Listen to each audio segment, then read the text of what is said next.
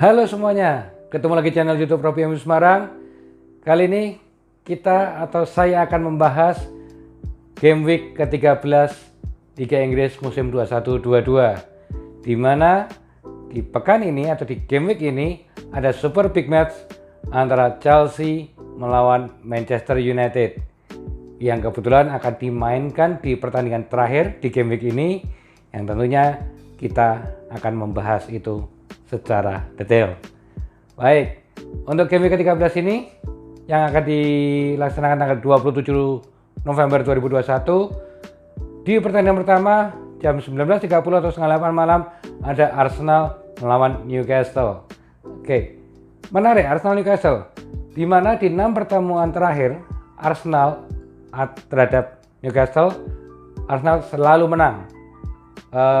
Bahkan tidak jarang menang dengan skor yang cukup meyakinkan, dengan skor 2-0, 3-0 ataupun 4-0 misalkan. Dan walaupun Arsenal minggu lalu habis dibantai oleh Liverpool dengan skor yang cukup telak 4-0, menurut saya tetap Arsenal masih bisa menunjukkan kemampuannya. Menurut saya tetap masih bisa menang untuk di pertandingan ini. Skor juga cukup meyakinkan menurut saya, Arsenal 2, Newcastle 0. Oke, itu di partai awal. Dan kemudian di pukul 22.00 atau jam 10 malamnya ada 1, 2, 3 pertandingan yang dilaksanakan bersamaan. Kita akan mulai bahas dari Crystal Palace melawan Aston Villa. Di 6 match terakhir antara Crystal Palace melawan Aston Villa, tim yang sebagai tim tuan rumah atau home team selalu menang di 6 match terakhir itu. Entah itu Crystal Palace yang tuan rumah berarti Crystal Palace menang, Aston Villa tuan rumah berarti Aston Villa yang menang. Dan menurut saya untuk kali ini mungkin pertandingan tidak akan ada yang menang, karena sama-sama kuat. Aston Villa juga sudah mulai bagus lagi. Crystal Palace yang sempat mencuri perhatian dengan bisa menang di kandang Manchester City, mungkin untuk partai kali ini bisa berakhir seri Crystal Palace 1, Aston Villa 1. Dan kemudian di jam yang sama ada Liverpool melawan Southampton. Oke, di 4 pertandingan di Anfield, berarti ketika Liverpool sebagai tuan rumah, Liverpool selalu menang dengan Southampton. Dan menariknya lagi, Liverpool tidak pernah kebobolan. Oke, berarti sinyal bagus untuk Liverpool, untuk armada Jurgen Klopp, bahwa harusnya Liverpool bisa mendapatkan 3 poin lagi dengan mudah. Tapi menurut saya tetap Liverpool menang. Mungkin biasanya jika tim yang sudah bukan berarti meremehkan juga, tapi jika sudah yakin akan mendapatkan 3 poin, justru kadang lini belakangnya bisa lengah, mungkin yang terlalu santai atau terlalu fokus menyerang. Jadi menurut saya Southampton pun bisa mencuri gol, walaupun tetap menang Liverpool. Prediksi saya Liverpool 2, Southampton 1. Dan di partai yang sama, jam yang sama lagi, ada Norwich melawan Wolverhampton. Oke, Norwich Wolverhampton. Di musim 1920 Wolverhampton mendouble Norwich, yang berarti baik bermain di kandang sendiri ataupun bermain di kandang Norwich, Wolverhampton selalu menang. Dan Wolverhampton kemarin bukan berarti cukup mengejutkan juga, tapi bisa menang atas West Ham, yang notabene kita masih ingat West Ham bisa menaklukkan Liverpool. Dan Norwich pun akhirnya juga bisa menang juga, mendapatkan 3 poin yang kedua. Dan menurut saya Norwich sudah bisa mulai mendapatkan semangat ataupun kekompakan timnya mulai terjaga. Tidak tertutup kemungkinan di partai ini pun Norwich masih bisa menang lagi. Saya masih memprediksi atau menjagokan Norwich untuk bisa mendapatkan 3 poin lagi. Tidak usah banyak-banyak, skornya Norwich 1, Wolverhampton 0. Dan masih di hari Sabtu, waktu Indonesia bagian Barat malamnya, tapi berarti minggu dini harinya di 00.30 ada Brighton melawan Leeds. Oke, Brighton melawan Leeds.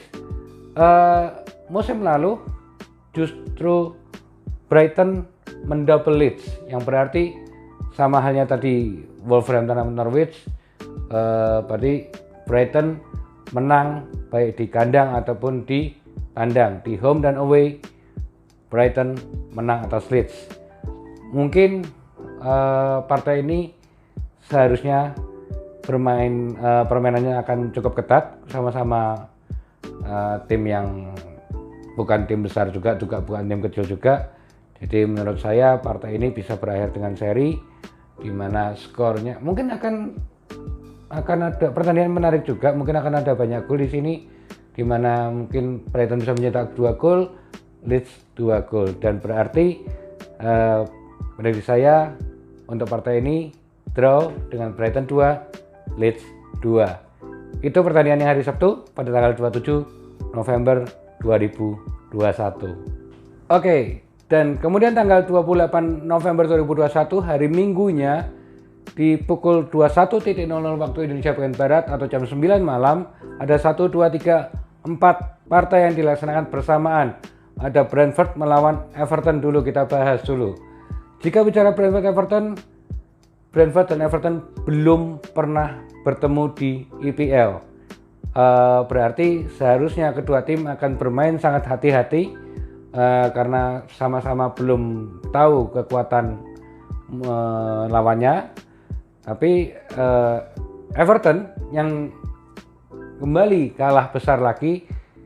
Entah kenapa Everton sekarang seperti jadi tim menengah ke bawah yang biasanya langganan papan atas, tapi kali ini untuk musim ini Everton seperti bermain seperti bukan Everton. Dan menurut saya walaupun Brentford yang sudah mungkin sudah mulai lepas gelarnya ataupun yang predikatnya dia sebagai tim penakluk tim besar, tidak tertutup kemungkinan di partai ini Brentford bisa kalah lagi. Prediksi saya Everton bisa menang di partai ini, berarti Brentford 0, Everton 1. Dan kemudian ada Burnley melawan Tottenham. Tottenham ini menarik. Karena apa? Karena kontennya jelas dengan pelatih barunya Tottenham akhirnya bisa menang lagi. Kemarin bisa menang 2-1 atas Leeds. Dan bicara melawan Burnley, musim lalu Tottenham mendouble Burnley. Sama halnya seperti tadi tim-tim yang lain, bahwa berarti Tottenham bisa menang baik di kandang sendiri ataupun di kandang Burnley. Cepat saja, menurut saya Tottenham masih bisa menang lagi. Burnley 0, Tottenham 2. Dan kemudian di partai yang sama, di jam yang sama juga ada Leicester melawan Watford.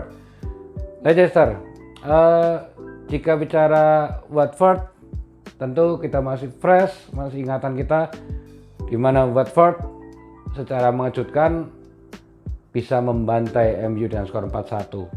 Dan tapi jika bicara rekor pertemuan antara Leicester melawan Watford di 5 pertandingan di King Power Stadium, Leicester selalu menang melawan Watford. Kita kesampingkan dulu Watford membantai MU. Menurut saya Leicester bisa menang, bahkan dengan skor yang cukup meyakinkan juga. Leicester 3, Watford 0. Dan masih di jam yang sama ada Manchester City melawan West Ham. Manchester City West Ham. Jika kita melihat track record pertemuan kedua tim ini, Manchester City terlalu perkasa terhadap West Ham. Dan West Ham pun juga setelah kemarin bermain impresif terus, juga akhirnya bisa kalah juga di Wolverhampton. Mungkin Manchester City dengan sekarang saat ini yang kehilangan Kevin De Bruyne karena yang absen karena positif COVID-19, mungkin akan sedikit berkurang lini tengahnya. Maka dari itu di partai ini saya sedikit menjagokan West Ham untuk bisa menang, yang berarti Manchester City bisa kembali kalah lagi di kandang oleh tim yang menengah ke bawah atau tim mediocre. Prediksi saya Manchester City 1, West Ham 2. Oke. Dan di partai terakhir di pukul 23.30 atau setengah 12 malam ada super big match antara Chelsea melawan Manchester United. Oke, ini menarik. MU bisa apa melawan Chelsea? Juve aja dibantai 4-0 oleh Chelsea. Bagaimana dengan MU? Tentunya sekarang fans MU sudah mulai sumringah dengan akhirnya Ole dipecat. Seperti kebanyakan yang diinginkan oleh fans MU supaya kepelatihan diganti. Memang sekarang saat ini masih dikategori oleh Michael Carrick. Kita masih belum tahu siapa nanti pelatih utama dari MU. Masih banyak calon, cuman kita tidak akan membahas itu. Kita akan lebih membahas ke pertandingan Chelsea MU. Ada fakta menarik di 7 match atau di 7 pertandingan Liga Inggris, 7 pertandingan pertemuan terakhir antara Chelsea melawan MU. Jadi di 7 pertandingan terakhir Chelsea melawan MU, Chelsea tidak pernah bisa menang atas Manchester United. Yang berarti Chelsea di situ bisa kalah ataupun draw. Oke, menarik. Memang sekarang kita ketahui bahwa Chelsea sekarang si pemuncak klasemen sangat dikdaya sekali. Bahkan tim sekelas Juventus pun dibantai 4-0 di Champions League kemarin Rabu dini hari. Nah, dan MU sekarang yang tanpa pelatih utama yang masih dikategori oleh Carrick dan Fletcher, seperti teman-teman juga lihat pun bahwa di 1 jam pertama atau yang berarti dalam 60 menit satu babak full dan 15 menit babak kedua MU dikurung habis-habisan oleh Villarreal. Dan untungnya MU bisa memanfaatkan keblunderan dari lini pertahanan Villarreal yang akhirnya MU bisa menang dan memastikan lolos ke babak berikutnya di Champions League. Menarik sebetulnya jika kemarin ada pelatih aja MU usulnya mainnya tidak bagus, apalagi sekarang. Tapi menurut saya justru MU sekarang, pemain-pemain MU khususnya seperti sedikit lepas bebannya, bahwa jika kemarin selain beban dari pertandingan juga beban dari tekanan dari fans bahwa oleh out. Jadi menurut saya pemain-pemain MU sekarang bisa bermain lepas. Tentunya tim pemain-pemain yang dengan kaliber kelas dunia seharusnya bisa memanfaatkan momentum ini, dan seharusnya juga dengan absennya Lukaku, tapi bukan berarti juga Chelsea sekarang tidak berbahaya. Nyatanya dengan false nine-nya justru malah Chelsea malah sekarang sering menang besar justru tanpa striker utamanya. Jadi sebenarnya susah untuk memprediksi.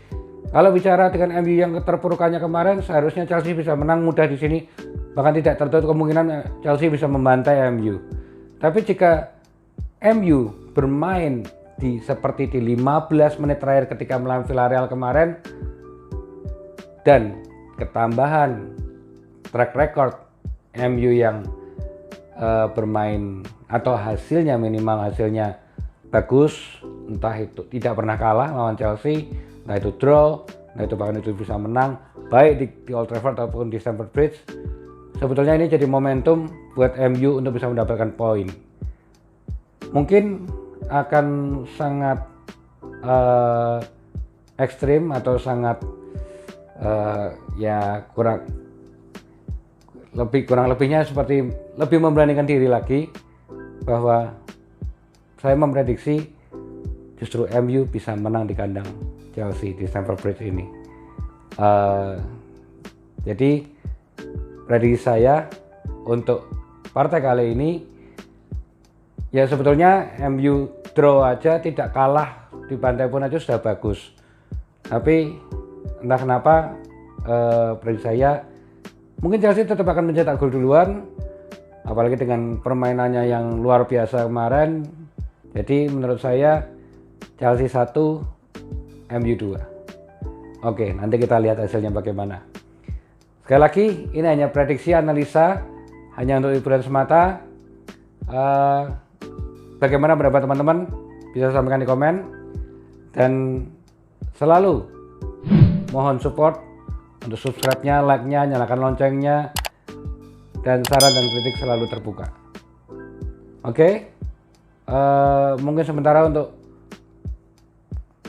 konten game ke-13 sementara cukup, dan harapan saya dalam minggu depan saya akan mempublish mengenai yang giveaway kemarin. Jadi teman-teman bisa pantau terus di Instagram, baik Instagramnya saya robimu_smg ataupun di Instagram @pusatjersey.smg. Baik, sementara begitu, terima kasih. Salam Robi MU.